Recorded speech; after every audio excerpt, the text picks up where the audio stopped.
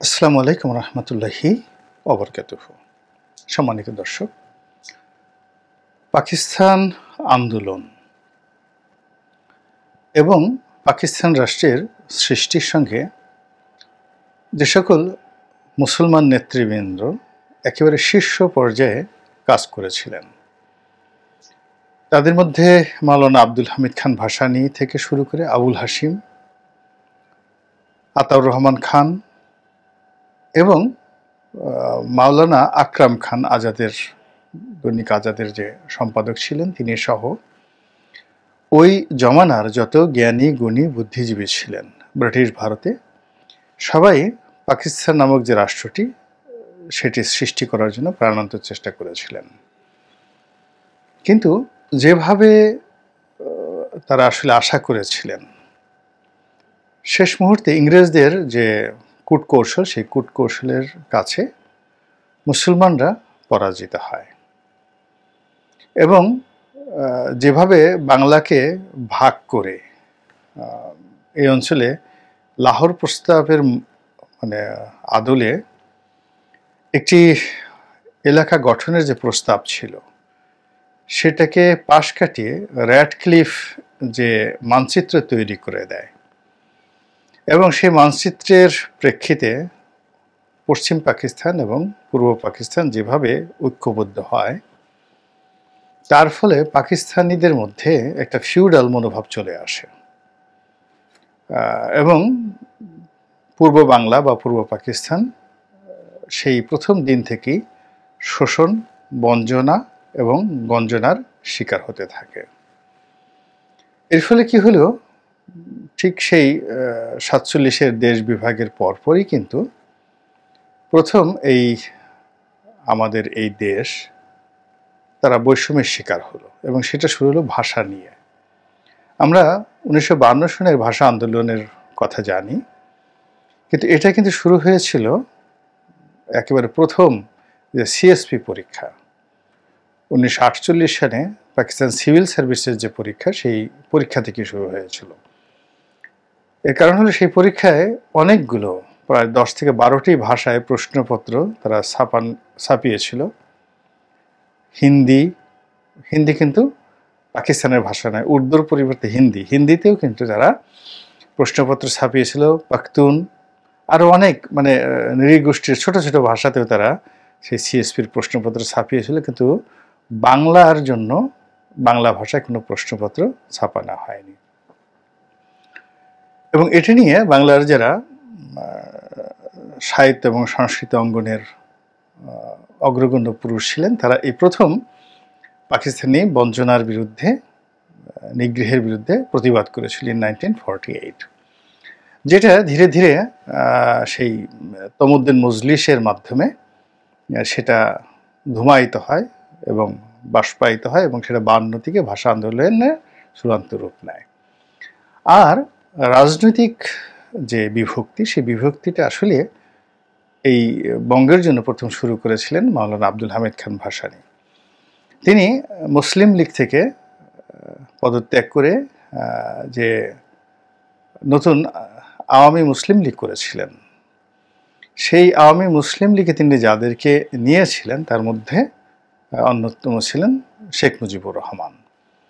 কিন্তু পরবর্তীতে দেখা গেল যে ইন্টারনাল যে পার্টি পলিটিক্স, সেই ইন্টারনাল পার্টি পলিটিক্সে মাওলানা আব্দুল হামিদ খান ভাসানী শেখ মুজিবুর রহমান সাহেবের সঙ্গে তিনি পেরে ওঠেননি।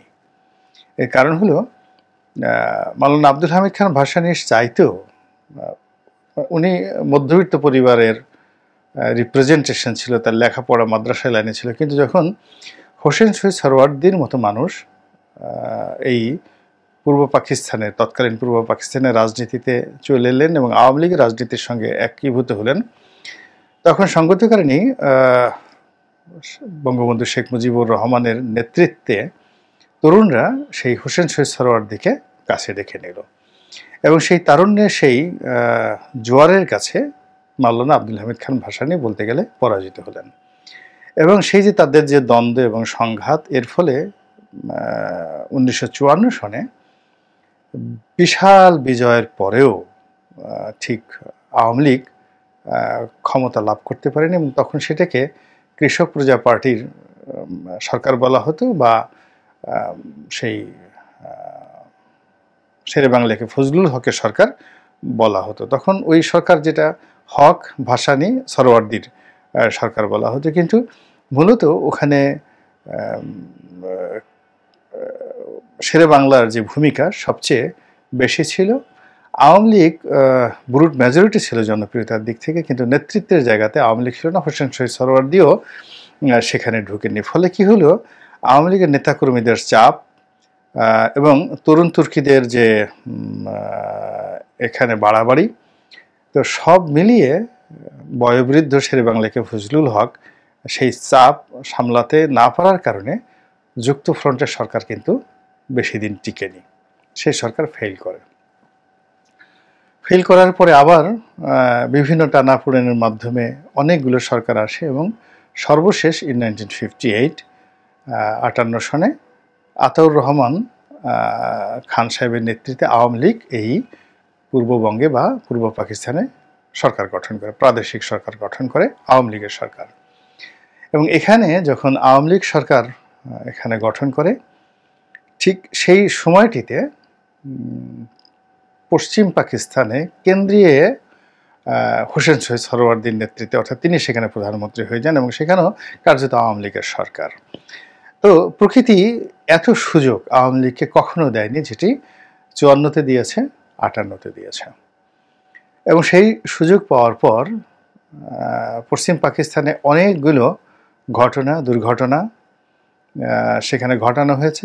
আর পূর্ববঙ্গে যেটি হলো সেটি হলো বঙ্গবন্ধু শেখ মুজিবুর রহমান সাহেবের সঙ্গে প্রধানমন্ত্রী আতাউর রহমান খানের একেবারে রীতিমতো দা কুমড়ার সম্পর্কটা এমন পর্যায়ে চলে গেল, সেই সম্পর্কের রেশ ধরে দুটো দুর্ঘটনা ঘটল বাংলাদেশে। প্রথম দুর্ঘটনাটা ঘটল আদমজি জুট মিলে দাঙ্গা বাঁধিয়ে দেওয়া হলো, এবং সবাই বলে যেটা ভারতীয় মদদে এই আদমজি জুট মিল তখন এশিয়া নয়, পৃথিবীর সবচেয়ে বড় শিল্প কারখানাগুলোর মধ্যে অন্যতম, যেখানে 40,000 লোক ইন 1958 সেখানে কাজ করত। দ্বিতীয় যেটি হয় সেটি হলো আওয়ামী লীগের সরকার ইন 1958, কিন্তু বিরোধী দল ছিলেন তখন কৃষক শ্রমিক প্রজা পার্টি, অর্থাৎ শেরে বাংলাকে ফজলুল হকের পার্টি। এই দুই গ্রুপের মধ্যে পার্লামেন্টের মধ্যে মারামারি শুরু হয়ে গেল, এবং মারামারিতে সেই মাথায় আঘাত পেয়ে ডেপুটি স্পিকার শাহেদ আলী মারা যান। এবং সেই ঘটনাকে কেন্দ্র করে দেখা গেল যে কেন্দ্রে হোসেন শহীদ সরওয়ার্দির যে সরকার, সেই সরকারের পতন হয়, আর প্রদেশে আতাউর রহমান খানের যে সরকার সেটার পতন হয়। এবং সেই পতনের ধারাবাহিকতায় আইয়ুব খানের মার্শাল ল চলে আসে, এবং 1958 সনের সেই যে মার্শাল ল, এটা একেবারে 1969 সন পর্যন্ত এটা কন্টিনিউয়াসলি চলতে থাকে প্রায় 11 বছর ধরে। আপনি এই সময় পুরো পাকিস্তান জামানাতে যদি আপনি দেখেন আওয়ামী লীগের মারামারি, কাটাকাটি, হানাহানি, দ্বন্দ্ব সংঘাতের যে ইতিহাস, সেই ইতিহাসে আওয়ামী লীগের যারা লোকজন আছেন, আমাকে বলতে লজ্জা হচ্ছে যে তারা বড় বড় মানুষকে বেইজ্জতি করেছে। হোসেন শহীদ সরওয়ার্দি উনি মারাত্মকভাবে লাঞ্ছিত হয়েছেন, অপমানিত হয়েছেন, এবং আপনারা জানেন যে তিনি মনের দুঃখে বাংলাদেশ ছেড়ে পাকিস্তান ছেড়ে তিনি বৈরুতে চলে গিয়েছিলেন, এবং বৈরুতে একটা হোটেলে থাকা অবস্থায় অসুস্থ হয়ে তিনি মারা যান। সবাই বলে যে তাকে কোনো একটা রুমের মধ্যে আটকে এমন অপমান করা হয়েছিল, মারধর করা হয়েছিল, যে কথা তার মতো ভদ্রলোক আর কাউকে বলতে পারেননি। একইভাবে এই আওয়ামী লীগের হাতে বেদম মার খেয়েছিলেন মাওলানা আব্দুল হামিদ খান ভাসানী। তিনি একটা সম্মেলন করেছিলেন এই যে ঢাকার বিউটি সিনেমা হলে, এবং সেই সম্মেলনে তিনি মেহমান হিসেবে পাকিস্তানের সীমান্ত গান্ধী হিসেবে যার পরিচিতি ছিল খান আব্দুল গাফফার খান, খুবই বিখ্যাত ব্যক্তি। সেই খাইবার পাখতুন এই সীমান্ত প্রদেশ এলাকার যদিও তিনি নেতা ছিলেন, কিন্তু সর্বভারতে মহাত্মা গান্ধীর মতোই তার সম্মান ছিল, মর্যাদা ছিল। তো তিনি মাওলানা আব্দুল হামিদ খান ভাসানীর আহ্বানে এই সম্মেলনে প্রধান অতিথি হিসেবে এসেছিলেন এবং সেখানে যখন আওয়ামী লীগের লোকজন, সবাই বলে গুন্ডা বাহিনী, তারা যখন আক্রমণ করে তখন সেই বয়োবৃদ্ধ খান আব্দুল গাফফার খান তিনি ভয়ে, প্রাণভয়ে সেই সিনেমা হলের যে চেয়ারগুলো আছে সেই চেয়ারের নিচে পালিয়ে তিনি প্রাণ রক্ষা করার চেষ্টা করেছিলেন। এই হলো 60-এর দশকের আওয়ামী লীগ। এবং সেই সময় আওয়ামী লীগ এই নিজের অন্তর্দ্বন্দ্ব করতে করতে করতে করতে এমন একটা অবস্থায় পৌঁছে যায় যে 1966, 67, 68 সনে তখন পুরনো ঢাকার নবাবপুরের দিকে আওয়ামী লীগের অফিস ছিল। সেই অফিসে মোমবাতি জ্বালানোর মতো কোনো লোক ছিলেন। আমিনা রহমান নামক একজন খুব বিখ্যাত নেত্রী ছিলেন। তার নেতৃত্বে তখন এই আওয়ামী লীগ সেখানে বাতি জ্বালানোর চেষ্টা করেছিল। আওয়ামী লীগের যে উত্থান ঘটে মূলত 69-এর গণ অভ্যুত্থানের পর, যখন বঙ্গবন্ধু জেলখানা থেকে মুক্ত হন, আগরতলা ষড়যন্ত্র মামলার প্রেক্ষাপটে তিনি যখন মুক্ত হন, তখন অল অন এ সাডেন সেটি চাঙ্গা হয়ে যায়। আজকের দিনে জামাত যেভাবে অল অন এ সাডেন খুব চাঙ্গা হয়ে গিয়েছে, ঠিক ওই রকম 58 থেকে 68 সন পর্যন্ত আওয়ামী লীগের অবস্থা ঠিক এরকম বাংলাদেশে জামাতের অবস্থা যেভাবে 2009 থেকে এই পর্যন্ত ছিল, 2012 থেকে একদম 24 পর্যন্ত যেরকম ছিল তাদের অবস্থা, ঠিক এরকমই তাদের আওয়ামী লীগের অবস্থা ছিল 1958 থেকে 1969 সন পর্যন্ত। তো বঙ্গবন্ধু সেই জেল থেকে বেরোলেন গণ অভ্যুত্থানের কারণে, এবং সেই গণ অভ্যুত্থানটা কিন্তু আওয়ামী লীগ ঘটায়নি। সেই গণ অভ্যুত্থানটা ঠিক এখন যেভাবে ছাত্র জনতার অভ্যুত্থান ঠিক সেইভাবে কিন্তু ঘটে গিয়েছিল। যাই হোক, সেই গণ অভ্যুত্থান থেকে উনি যখন জেলখান থেকে বেরোলেন, বেরোর পরে তিনি বাঙালি জাতির একেবারে অবিসংবাদিত নেতা হয়ে গেলেন। অনেকটা আজকের দিনে যেমন ডক্টর মোহাম্মদ ইউনূস বাংলাদেশের অবিসংবাদিত নেতা, ঠিক ওই সময়টাতে তিনি জাতির কাছে ত্রাণকর্তা হিসেবে এলেন এবং তার অতীতের যত কর্মকাণ্ড আছে সেই কর্মকাণ্ড একেবারে লাইমলাইটে এসে পুরো জনমতটা তার দিকে চলে গেল।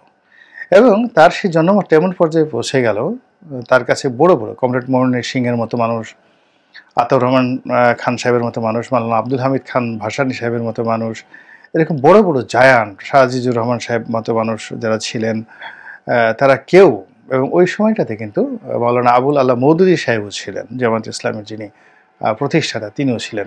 এই সকল কিছুর ঊর্ধ্বে জুলফিকার আলী ভুট্টো, তাদের মতো মানুষকে ছাপিয়ে বঙ্গবন্ধু একেবারে দুই পাকিস্তানের একটা অবিসংবাদিত নেতায় পরিণত হয়ে গেলেন।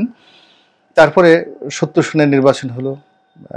এটি কিন্তু একটা কনস্টিটিউশনাল অ্যাসেম্বলির নির্বাচন ছিল এবং সেখানে আওয়ামী লীগ সংখ্যাগরিষ্ঠতা পেল। তারপর মুক্তিযুদ্ধ, এরপরে মুক্তিযুদ্ধের পরে স্বাধীন বাংলাদেশে বঙ্গবন্ধুর সরকার, এবং মুক্তিযুদ্ধে 9 মাস তিনি বন্দী থেকে আবার যখন তিনি বাংলাদেশে আসলেন, ঠিক 69-এর গণ অভ্যুত্থানের পরে জেল থেকে বের হয়ে তিনি যেভাবে একটি মহানায়ক হলেন, আবার 10ই জানুয়ারি তিনি যখন বাংলাদেশে ফিরে আসলেন, পাকিস্তানের কারাগার থেকে মুক্তি পেয়ে তিনি লন্ডন গেলেন, লন্ডন থেকে তিনি দিল্লিতে এলেন, তারপর তিনি বাংলাদেশে এলেন, তখন তিনি সর্বকালের সেরা মেগা স্টার হয়ে গেলেন। এবং এইরকম মেগা স্টার মানে 10ই জানুয়ারিতে ঢাকাতে বঙ্গবন্ধুর যে অবস্থা ছিল, এবং এটা একেবারে 1973 সন পর্যন্ত তার কথাই ছিল সংবিধান, তিনি যা বলতেন সেটাই আইন। কারাগার খুলতে বলে কারাগার খুলে যেত, ক্যান্টনমেন্ট বলতে যা কিছুই ছিল, নাথিং, তার হুকুমই ছিল সমস্ত কিছু। তো এইরকম একটা বৈপ্লবিক সরকার এবং বৈপ্লবিক যে সুযোগ, এটি আমার জানা মতে ফিদেল ক্যাস্ট্রো তিনি এটি মানে পাননি, নেলসন ম্যান্ডেলা পাননি, আর কেউ পাননি গত 100 বছরে, ঠিক যেটা বঙ্গবন্ধু শেখ মুজিবুর রহমান পেয়েছিলেন। কিন্তু তিনি যেহেতু মুক্তিযুদ্ধের সময় অনুপস্থিত ছিলেন, তিনি বিষয়টা বুঝতে পারেননি আসলে এখানে কী ঘটেছে। 2 নম্বর হলো তার সরকার চালানোর কোনো অভিজ্ঞতা ছিল না। 3 নম্বর হলো তিনি একটি মধ্যবিত্ত পরিবার থেকে আসার কারণে সমাজের যারা এলিট শ্রেণী তারা তাকে গ্রহণ করেনি। 4 নম্বরে হলো যে তার যে লেখাপড়া, সেই লেখাপড়ার যে সার্টিফিকেট বা তার যে লেখাপড়ার যে একটা স্বাভাবিক যে মান থাকা দরকার, এটি নিয়ে দলের ভিতরে অনেক কথাবার্তা ছিল। তাজউদ্দিন সাহেব, খন্দকার মোশতাক সাহেব, ওনারা অনেক উচ্চশিক্ষিত ছিলেন তৎকালীন জমানাতে, ভালো ইংরেজি বলতেন, ভালো লেখাপড়া করতেন। সেই তুলনায় বঙ্গবন্ধুর নেতৃত্ব ছিল অনেক বড়, কিন্তু লেখাপড়ার জায়গাতে তিনি এক ধরনের হীনমন্যতায় ভুগতেন এবং এই সুযোগটা অন্য সবাই নিতেন। এর ফলে কি হলো, একটি সরকার গঠন হলো, কিন্তু বারবার বারবার তিনি শুধু সিদ্ধান্ত পরিবর্তন করলেন এবং অল্প দিনের মধ্যে 12টা বেজে গেল, সেই যাকে বলা হয় ক্ষমতা চলে আসলো, মানে ক্ষমতার প্রতিপক্ষ হয়ে গেল জাসদ, সিরাজ শিকদারের সর্বহারা পার্টি। এরপর আরও অনেকগুলো আন্ডারগ্রাউন্ডের দল তৈরি হয়ে গেল এবং রাষ্ট্রকে রীতিমতো তটস্থ করে ফেলল এবং তিনি পরাজিত হলেন সেই 75-এর 15 আগস্টের নির্মম ঘটনার মাধ্যমে। এরপরে অনেক দিন আওয়ামী লীগের অফিস মোমবাতি জ্বালানোর লোক আর খুঁজে পাওয়া গেল না। ঠিক সেই সময়টাতে চাঁদপুরের যে মিজানুর রহমান চৌধুরী, তিনি এগিয়ে এলেন আওয়ামী লীগের ত্রাণকর্তা হিসেবে।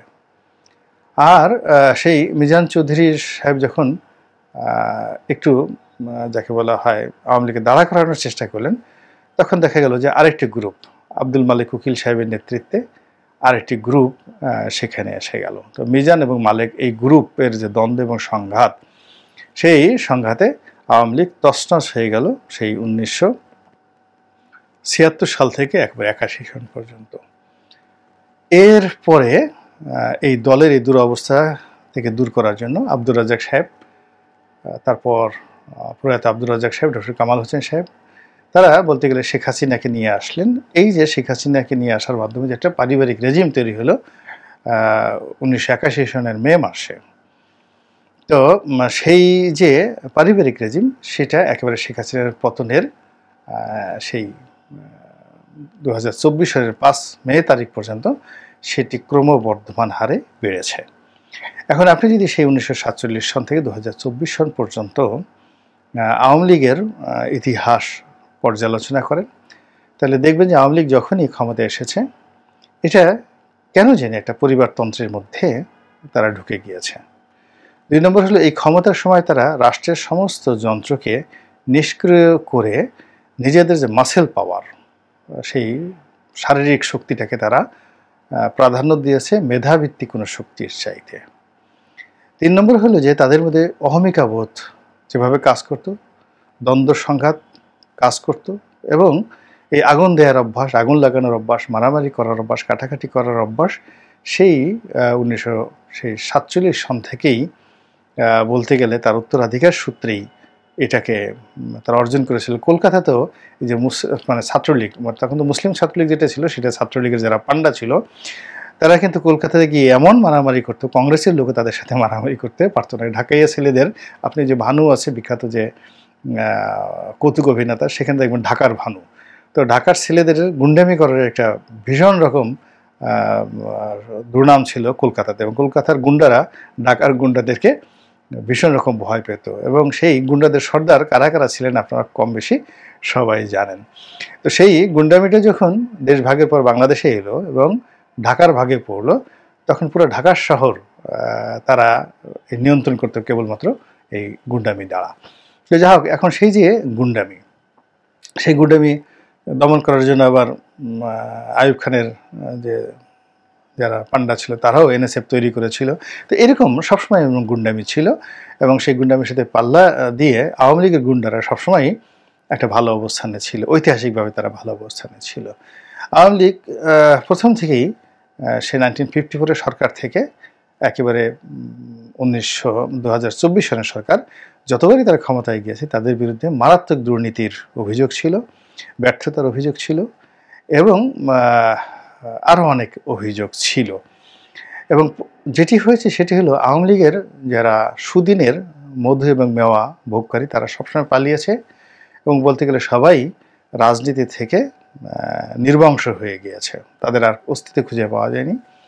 আর দ্বিতীয় ট্র্যাজেডি হলো, আওয়ামী লীগের বিপদের সময় যারা আওয়ামী লীগের হাল ধরেছে এবং আওয়ামী লীগকে চাঙ্গা রেখেছে, সেই 1954 থেকে একেবারে সেই 2009 সন পর্যন্ত বিভিন্ন সময় আওয়ামী লীগের অনেকগুলো লোক আসছে, আপনি তাদের একজনকেও দেখতে পাবেন না যে আওয়ামী লীগ তাদেরকে মূল্যায়ন করেছে এবং আওয়ামী লীগ তাদেরকে পুনর্বাসিত করেছে। ফলে এই যে এখন আওয়ামী লীগের যে বিপদ এবং বিপত্তি যাচ্ছে, এই সময়টাতে কারা আওয়ামী লীগের ত্রাণকর্তা হিসেবে আসবেন আমি বলতে পারবো না, তবে তাদের অবস্থাও অতীতের আমিনা রহমানের মতো, জহুরা তাজউদ্দিনের মতো, এবং মিজানুর রহমান চৌধুরী সাহেবদের মতোই হবে বলে আমি মনে করি। আল্লাহ আমাদের সবাইকে হেদায়েত দান করুন এবং হেফাজত করুন। আসসালামু আলাইকুম ওয়া রাহমাতুল্লাহি ওয়া বারাকাতুহু।